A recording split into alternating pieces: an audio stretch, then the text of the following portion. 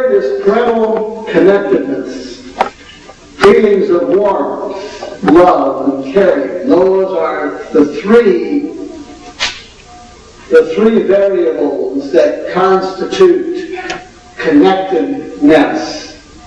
Letting children know that they are safe around you. How do you do that? How do you create an environment where your children feel safe around you? There are 4 conditions that we know to be remarkably effective in doing that, and they are simply these: laughter, touch, talk, and listening. We have found in the study of human behavior that as children get older, the incidence of laughter, touch, talk, and listening goes down remarkably. And it bottoms out between 13 and 17. That's when it gets the worst. And then it starts back up again. I had supper in Washington, D.C. a few years ago with Dr. Barry Grizzleton, often referred to as America's pediatrician. And he said, at age 16 or 17, when my patients have their last exam, I asked them what they remember as children. Many have said, my parents always worried. They never smiled. For a parent to be joyless is tragic. My simple wish is that parents have fun with their children. Ladies and gentlemen, smile at your children, even though they look like hell.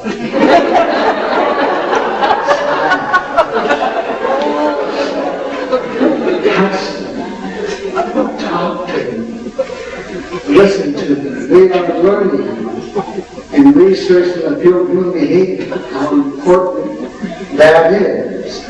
Now, when talking to your children, here are some things that you'll want to keep in mind. Number 1,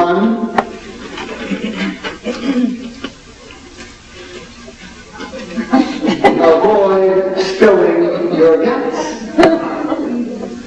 That means just talking off and off and off.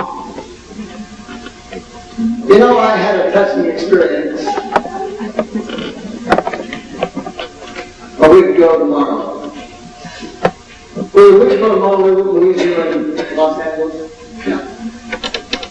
Last Friday, Louise and I were in Los Angeles at the International Book Expo. This is the annual convention where all the booksellers of the world get together. And I was there at a book signing.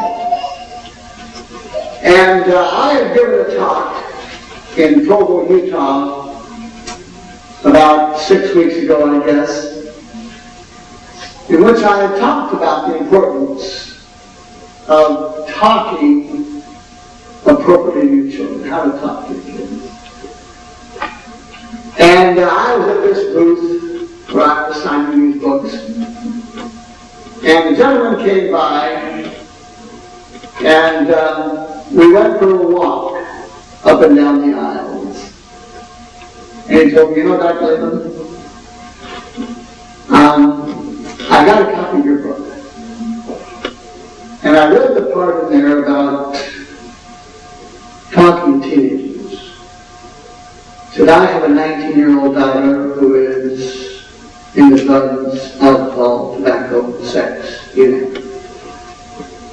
And every time we talk, I have tried to convince her she shouldn't do that. I have tried to remind her of the family value system. I've been looking for that golden message. You see, we're always doing that. We're looking for that Teflon-coated message that will strike its way through that shell of resistance and enlighten their mind and quicken their hearts. Oh, puppy. He said, you know, my daughter came over. We had the loveliest talk. We bonded in a way that we haven't bonded in years. And the you know why that was such a good talk? Because I kept my big mouth shut. You see. You know, ladies and gentlemen, never miss an opportunity to keep your mouth shut. A teenage boy was in my office recently, and I asked, what do you and your parents talk about? He answered, we don't talk much. I asked, why not? He answered, because no matter what we start talking about, it always ends up talking about what I'm not doing right. It doesn't matter what we start talking about, it always ends up with discussing what I need to do better. I need to do better at school. I need to work harder around the house. I need to keep my room cleaner. I need to dress better. I need to comb my hair better. It just isn't worth it. So we just don't talk. You see, a coercive environment encourages children to escape and avoid.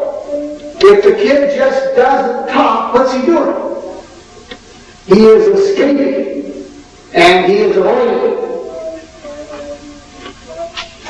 So be very, very careful that you don't talk yourself in to more problems than need to be there. Secondly, avoid trying to get to the bottom of things. Now, I'll tell you why you should avoid attempting to get to the bottom of things. Because there is no bottom of things.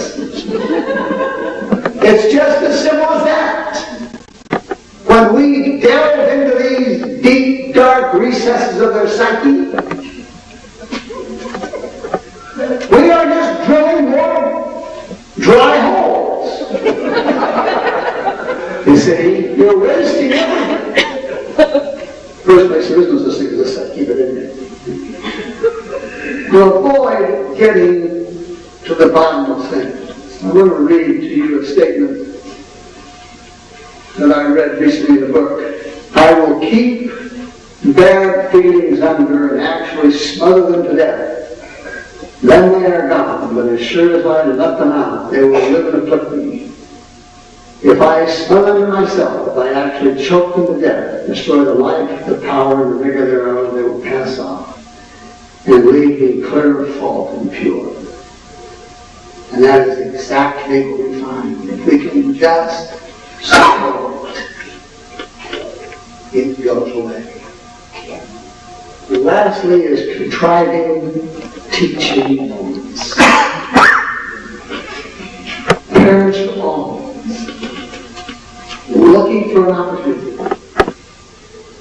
to create a great lesson. That was some idiot thing that a kid did. No? I need 2 men. Oh, shit. That gentleman back there with his arms folded.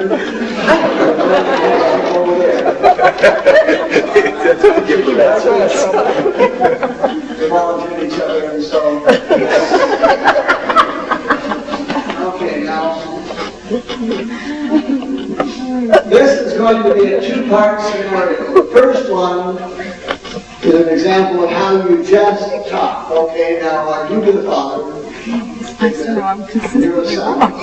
And see what's called here, it says, first you go down this column, and goes to the second page. See. And we'll come back and we'll do this one here, okay? So we'll start with Dad. That was quite a ball game last night. Their school really pulled it out of the fire in those last few minutes. Yeah, Squeaky, our point guard, was really hot. Indeed he was. And besides his ball handling skills, I understand he's a fine young man. He really is. He's in a couple of my classes and he's super friendly. Next time you see him, tell him what a great job I thought he did in that game.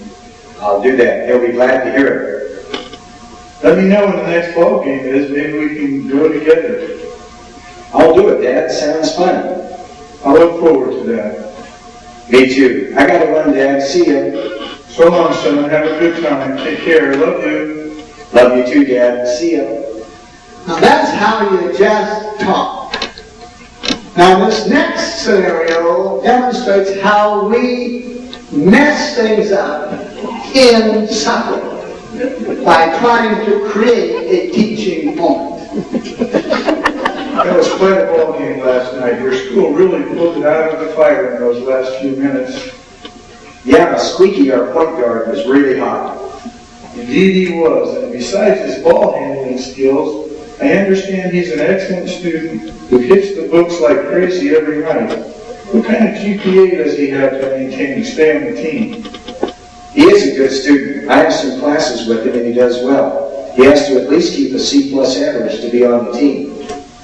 I'm amazed he does so well with all of his athletic responsibilities. By the way, what's your GPA this year? I don't know for sure. Somewhere between a C and a C+. Now, son, you can surely do better than that. Surely you have more time to study than Squeaky does. I mean, with the amount of time you have, you should have a solid B average or better. I'm doing all right in school. I'm passing. What's the big deal? Just passing? I know you can do better than that. If the kid on the basketball team can do it, you can. You're just as smart as Squeaky. Hey, what's this all about? What has Squeaky got to do with me? He lives his life and I live mine, and that's just how I want it. I'll tell you what it's all about. It's about your life. Without decent grades, it's the end of school for you. Just look at Squeaky. I'll bet he not only gets accepted to college, but he'll get an athletic scholarship as well. He's got his head on straight. You could use a little of that head on straight stuff, young man. Yeah, but I'm out of here. I don't need this crap. Thank you. And then he escapes, you see. And he countercoerces and goes out and does some stupid, flunks his class just to get back. Thank you, guys.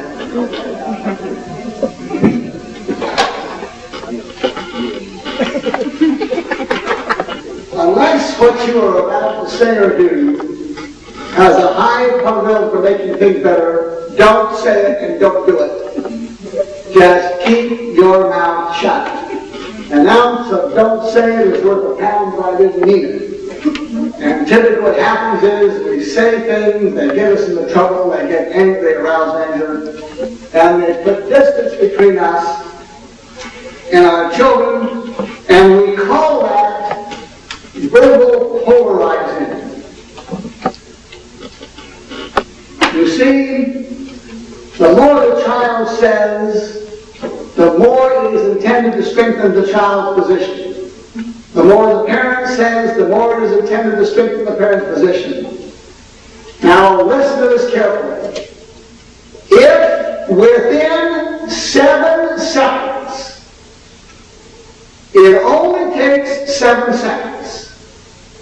If within 7 seconds it is clear to you that what is being said is not coalescing around the solution, keep your mouth shut.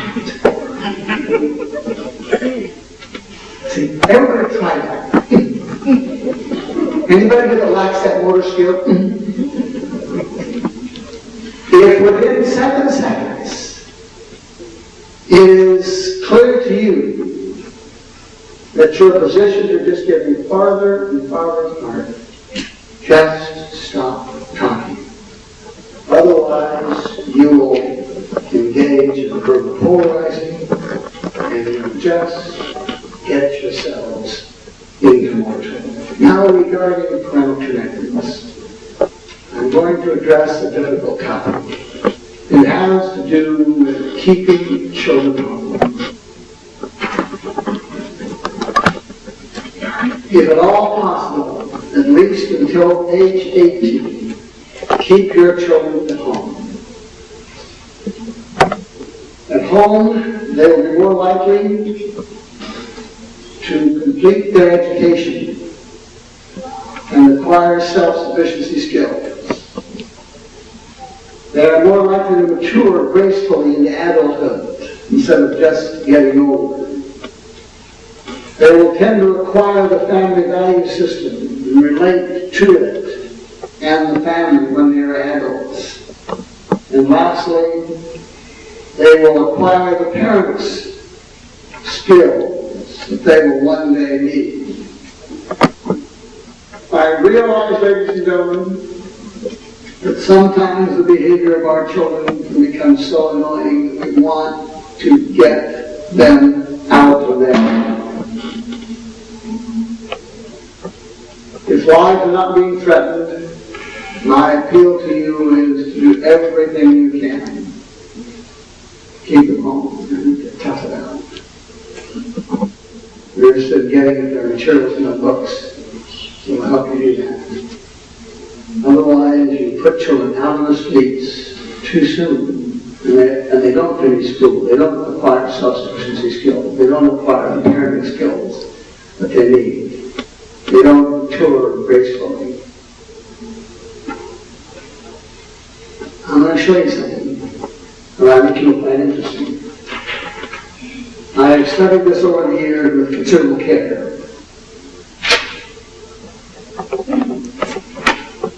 It is fairly easy to keep children in the value system during childhood. Then along comes adolescence, and some children will leave the value system entirely. Some children will pop in and out of the system. They'll go out to taste the forbidden fruit. We all did that. All of us did things we haven't told our mothers about. So you don't confuse a clear conscience with a bad memory. We all did a certain amount of that. But here is the important point, ladies and gentlemen. If we as parents will stay above all that, if we will stay composed, 95% of those children will come back to the value system as adults. 95% of them will come back as adults. It takes a little time, 6, 8, 10 years perhaps, but they come back. If we are safe to come back to. That is the key, being safe and not coercive. You see, all of us go through stages of life.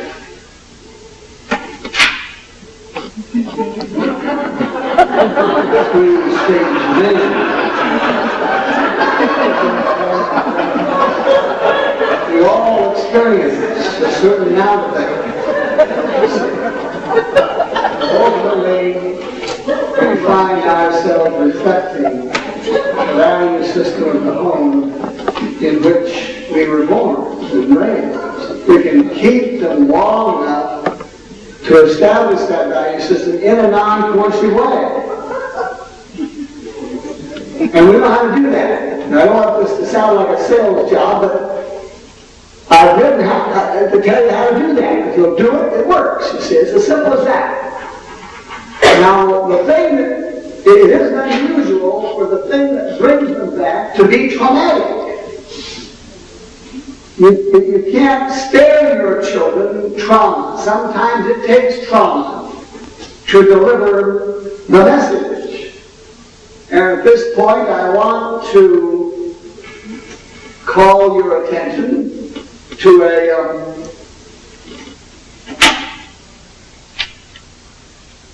a story with which we're all familiar in the 15th chapter of Luke, the parable of the prodigal son.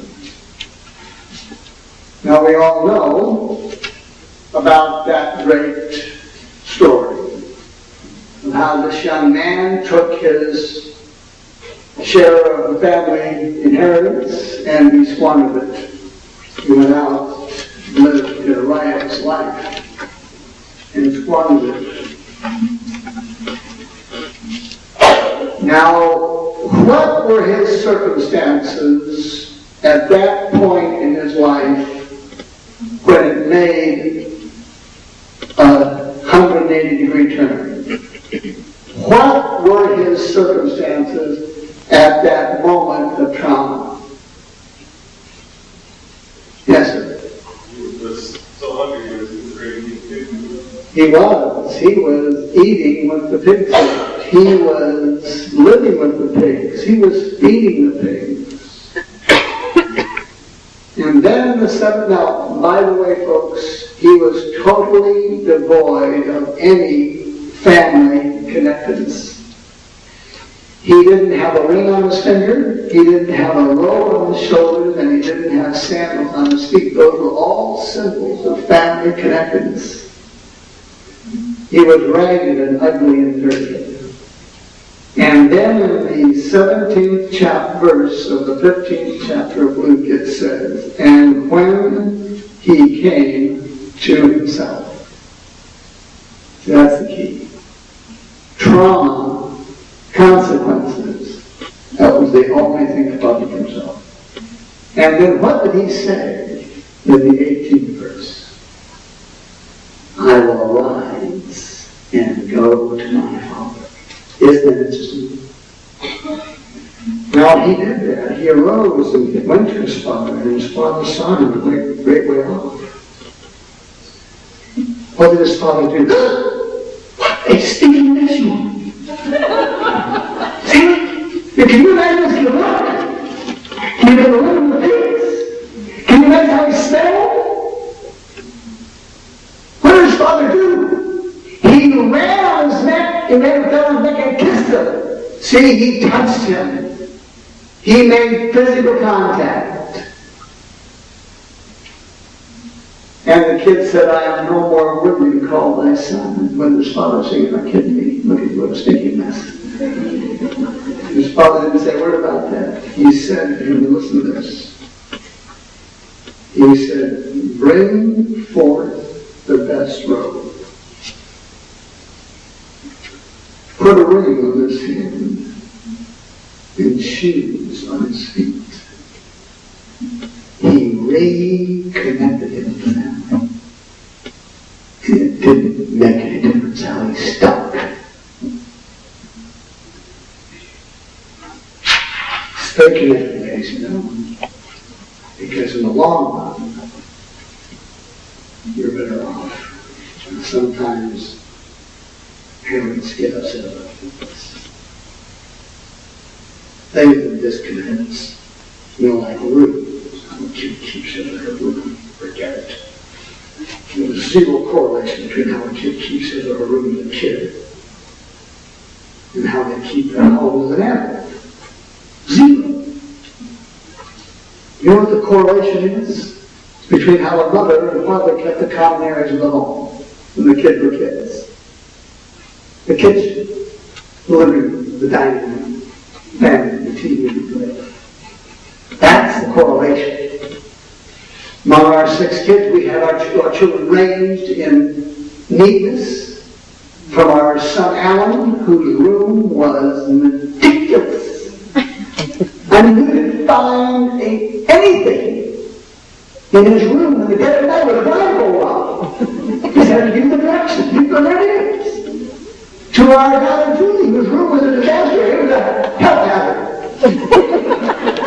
When you go into the homes of those 6 kids today, whose home do you see? Our home. I'm going to read a little poem, the author of which I do not have, but it's cute. She was a picture. It was entitled The Night of the Prom. She was a picture of beauty, not one single hair out of place. Her dress was pressed to perfection. She epitomized loveliness, grace. She sure to steal glances from suitors as she promenaded down the floor, but oh, what a sight in her bedroom she had left as she walked out the door. Well, that's okay.